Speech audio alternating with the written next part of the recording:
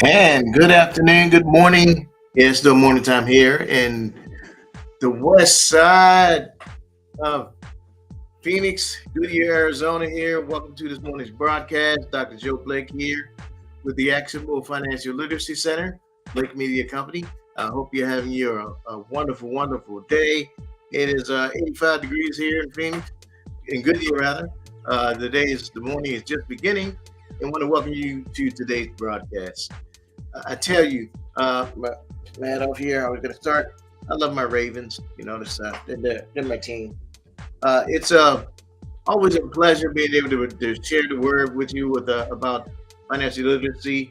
And today's lesson is more of somewhat of a review of some of the things I've shared so far this year, and also to just give you some insight to what's happening.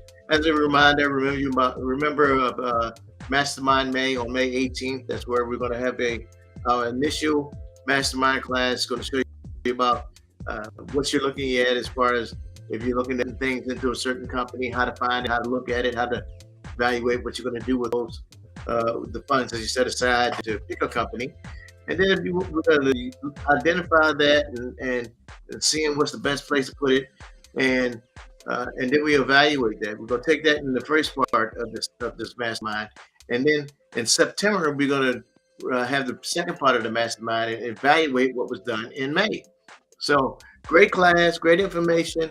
Taught this at the college level, so I'm just going to break it down some more for everyday level, so we can get an understanding of how to deal with being in the market and being a true marketeer of what's going on out there in the economy.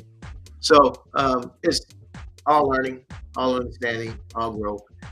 Been 30 years as an investment advisor, so I'm able to see those things. And being from the inner city, I can break it down, so it makes it easy for everyone to understand. So May 18th, that's our Mastermind May, and it's gonna be fun. It's ain't no use of learning without having some fun into it as well. Uh, you'll be glad you came. Go to our website, accidentalfinancialliteracy.com. You can register for the Mastermind May. There's a fee for that. You'll see that there, and there's also you can register for the one in September as well. Um, you gotta earn to learn. So that's gotta how it works. All right. So let's kind of move forward now. And mindful money management. That's the title for today. Mindful money management. So there's 10 essential tips to it. Like I mentioned, some of this will be a part of a review, but at the same time, some interesting stuff with it as well.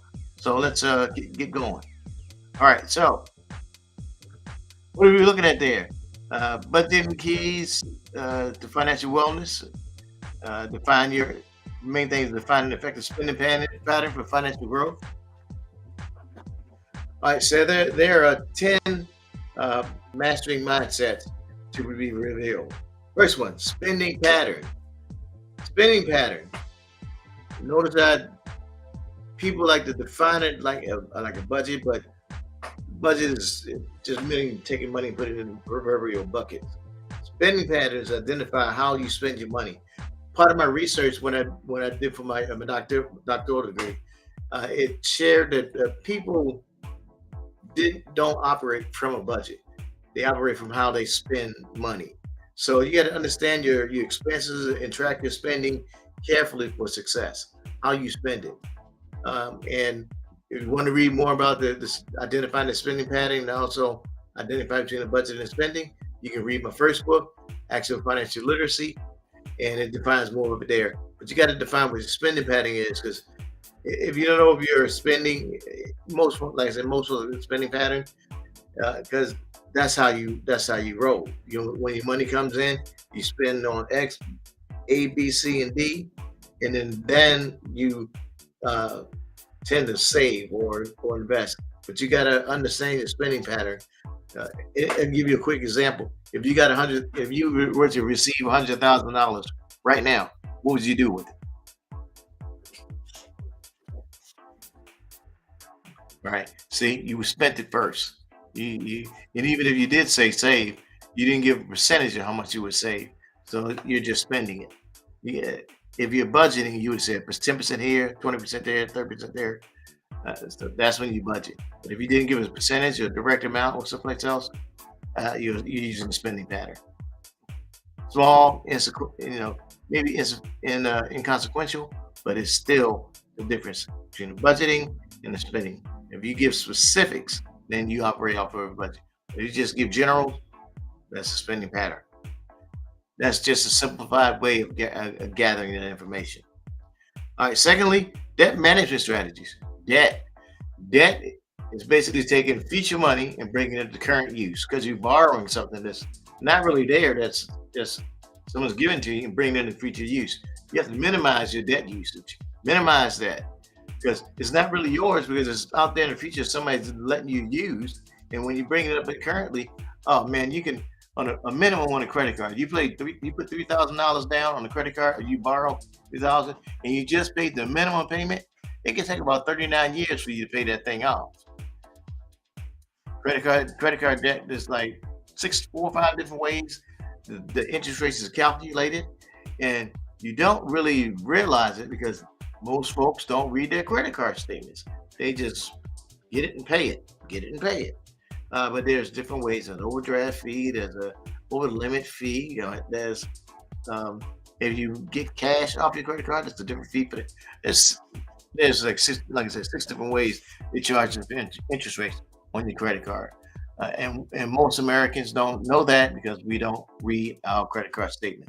So to be mindful of what's there as far as debt management systems, and you want to get yourself out of debt. But getting yourself out of debt is just one aspect of having that financial picture put in place. Once you're out of debt, you gotta start building wealth. They don't need to be out of debt. Oh, I'm debt free. I'm debt free. Okay, how much do you have in your investment account, your retirement account? What do you have? So you got to have specific goals set up. After that, set clear financial goals, prioritize your savings towards those goals so you can reach it. So in the future, you won't have to use current, money, borrow money to achieve those things because you already have it set up. So and you can actually do these things at the same time.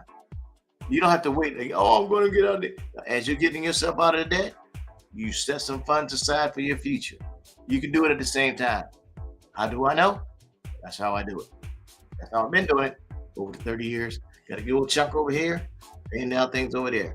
One thing I ain't paying down, my house. That house is a house. It takes time to pay the house off. That's how it is. Large payments like that take time. Take time to pay those off. Just accumulate wealth at the same time. I retired when I was 54. Right, 4 years ago. 54. Retired. Retirement is not an age thing, it's a money thing. You got enough money resource to retire that replaces your income, you can roll. That's how it works out. All right, goal setting. Another aspect of it is having a side hustle. And that's a term that people borrow, but it's really from the hood. Oh, side hustle. So that's earning money on the side from your main gig. Really, that's doing something. You got your main stick at work, doing your main job and everything. On the side, you got something that you're doing. That has been around for forever. And in the world I come from, you always have something on the side as you always did. So you at work doing your thing, but there's something on the side. And sometimes what you do on the side at some point becomes so big that you end up leaving your main gig, and that becomes your business. Some of the things that you can have as a part time thing or your passion uh, that becomes your full time, your full fledged job. Um, I've done while I was working a job as a firefighter. That's how I started in finance. It's kind of funny. Finance and fire. How do they relate? They help people. They help people. That's the main thing. Both of those careers help people. Now, firefighting, you pretty much saying, "Hey, come over here, you and your buddies. Yeah, yeah, come over." So you want me to come over? Finance is like same thing. You want me to come to? Hey, my finances are on fire, man. Get over here and help me out. So both cases kind of like that. So uh, now the finance side ended up being my main gig because I got hurt in firefighting.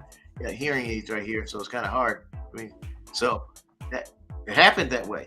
Sometimes your passion becomes your full time. So there's something that you do on the side. It could be hair. You're doing you cut hair. Some guys in the military they cut hair, and the next thing you know, when they get out, they start a barbershop. See that a lot.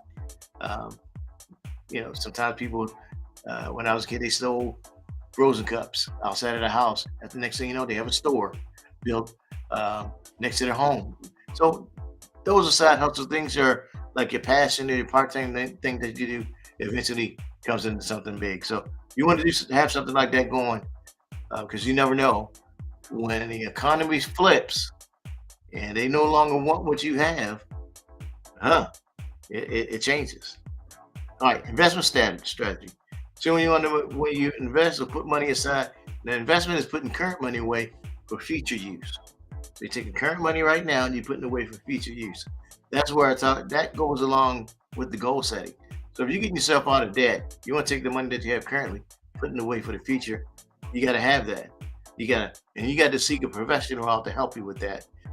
You can do it on your own, but you may not do as great a deal, a greater uh, impact, influence, without someone that's professional, that's been down or been through it, that can help you out with understanding where you are today, where you want to be in the future, and then how to get there.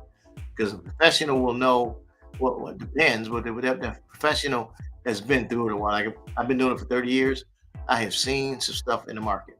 I've seen the market go up, down, and way up, and why it does that, how it recovers, when it recovers. Now, no one has a crystal ball. No one got a crystal ball to say, yeah, I can see. And if they do tell you they have a crystal ball, they pull you from the left. But there's things that happen on a cycle systematically, and it happens. You see it. After 30 years, I have seen it. I know cycles. Things happen on the cycle. It's on a regular, but you got to see it. But that strategy that you have helps you monitor the market trends, adjust to the market trends as they go along, or not just that product, but you have to have a system in place, systematic way of investing to adjust to the market trends as they go. All right, the other one, money is a tool. You got to understand that money is a tool. Where's my little deal? Here we go. All right. These are different forms of money right here. You got there's the Saudi dollar, there's the British pound with the queen on there, Saudi dollar, euro, and a food stamp. Way back in the day, the food stamps were actually dollars and stuff like that. That's way back. Those are different forms of money. So money is only what society says money is. Now, money now is not even really a dollar. It's exchange of currency over your phone, man. You can do it through an app. You can do it on a computer. Is so money is what society says money is. The only value that money has is what we give it. So money is not a feeling and not an emotion. It's just what we give it. When you understand what money is as a tool, then you can go to work on your money rather than your money. You're working for that money.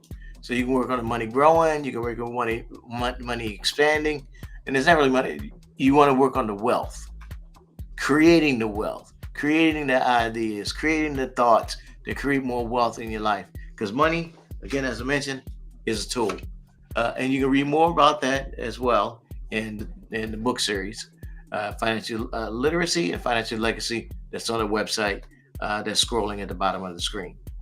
All right, so we got 6 of the tips. Woo-wee! 6 tips. Take a deep breath. Take a stretch. I'm alive. I'm awake, and I feel great. Okay, stretch it out. I know I'm going kind of fast, but I gotta get it to you there. All right. So we have tip 6. Here's tip number 7. All right. 4 windows of success. Now, I mentioned this part of a review. So the four windows of success. Those are 4 basic funds that you need to have in place, and those 4 funds in place before you do any, what I would say, outside investing. You need to have a short-term fund. You need to have a long-term fund. You need to have what I refer to, if you're single, as an I Love Me fund, but if you're married, it's a We Love Us fund. And then there's a fund fund. So the short-term fund is 3 to 6 months of your income set aside. So if you lose a job, change a job, or you need to make a major purchase for the house, you have the funds for that.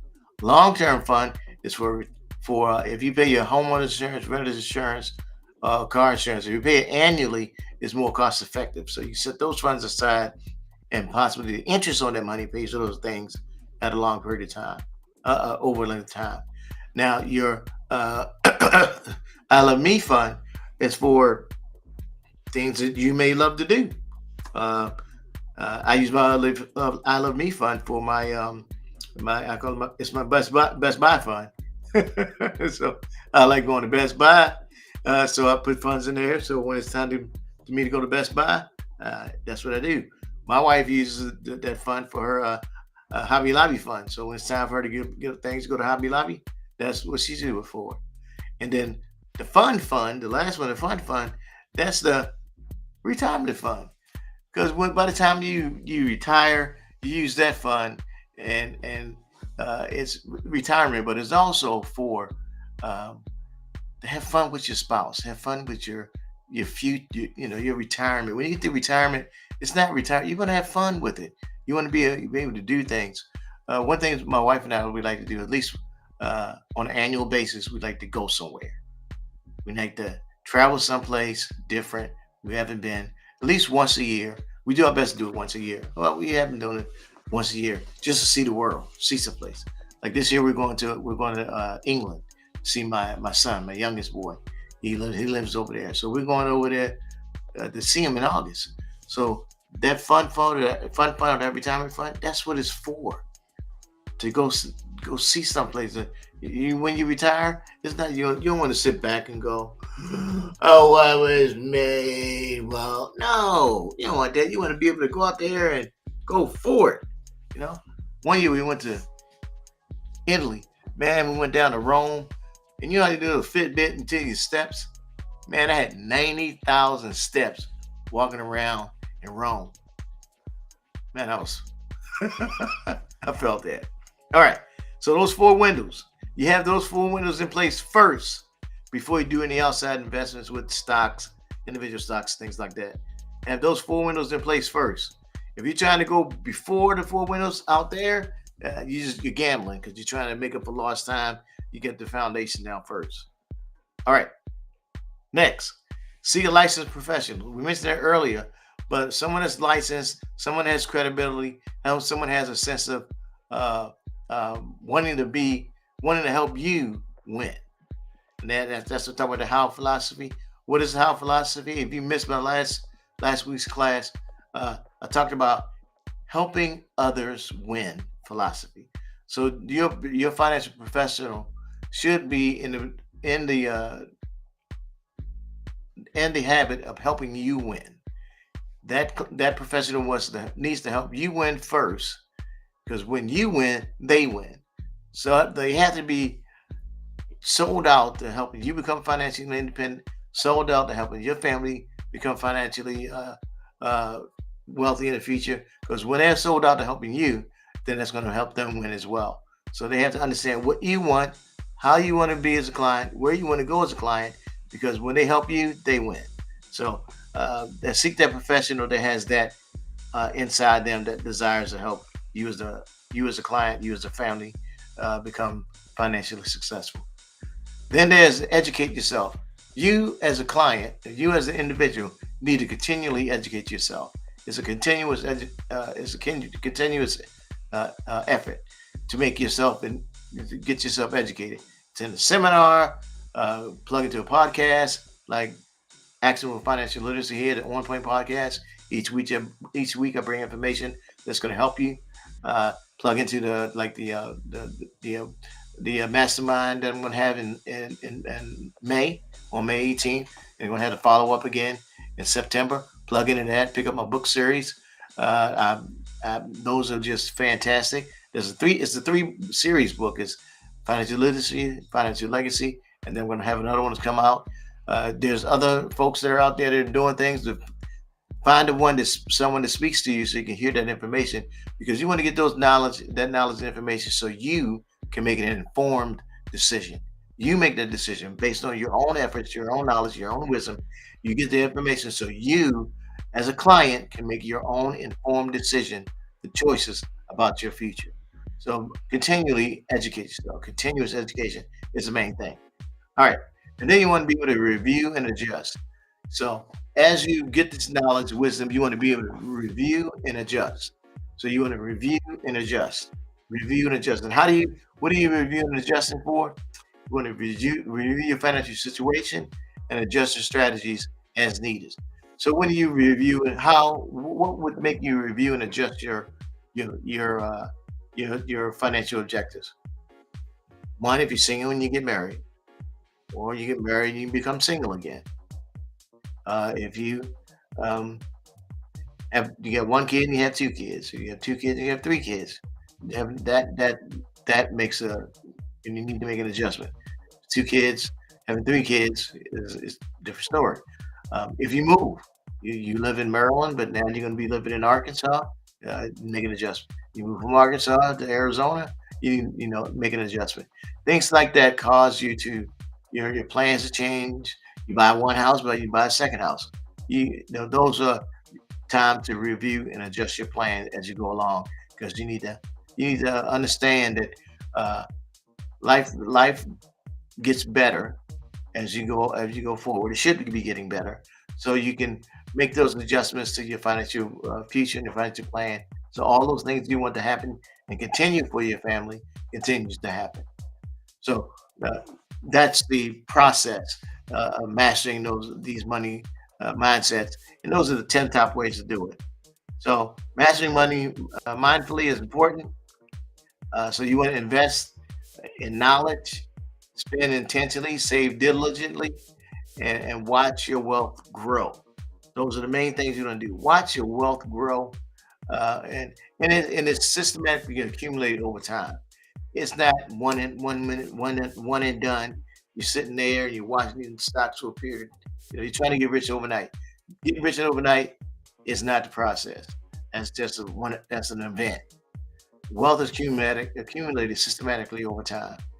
I'm not into the get rich quick, be done in one and done. Getting here in 3 months and you get $10,000. No, because you got to systematically accumulate.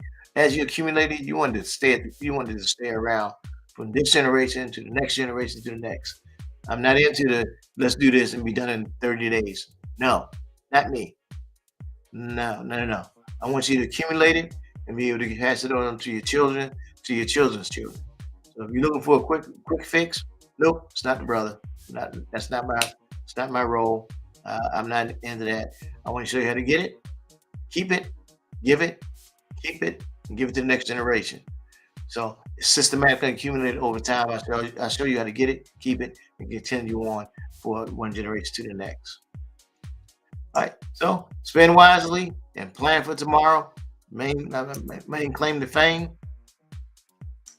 So we talked about setting clear goals, understanding your cash flow, identify the spending pattern, talking about emergency funds, avoiding unnecessary debt, and investing wisely. So that's a summary of all some of the things that we talked about, having a mindful money mastery. And that's it. Those are the 10 success tips. If you have any questions, you can always send them in to me. You can text them to me. You can go to my website and put the information in there. I always recommend that you like and subscribe. Here we go. Like and subscribe to the channel. That will help us get more folks to be here, more folks to understand what we have to offer here. So please like and subscribe to the channel. And I hope that everyone gained something from today's podcast. Hope you enjoyed what was shared. You can get that's the first book that we have here available. Hope you gain something to learn something from today's podcast. And look forward to seeing you next week. Same bat channel. Oh, not bat channel. Same finance channel. It has been Dr. Joe Blake. And I hope you guys have a wonderful weekend and a wonderful financial one.